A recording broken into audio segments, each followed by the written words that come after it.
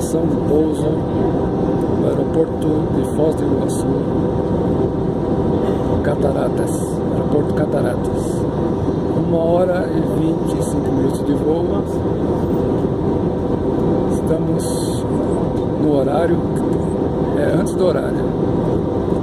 O voo 3391 saiu de Guarulhos pontualmente e estamos chegando agora no aeroporto Cataratas, em Foz do Iguaçu, no Paraná.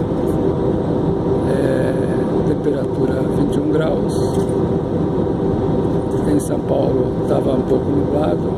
Aqui também o tempo está com um pouco de nuvens, mas a visibilidade está boa.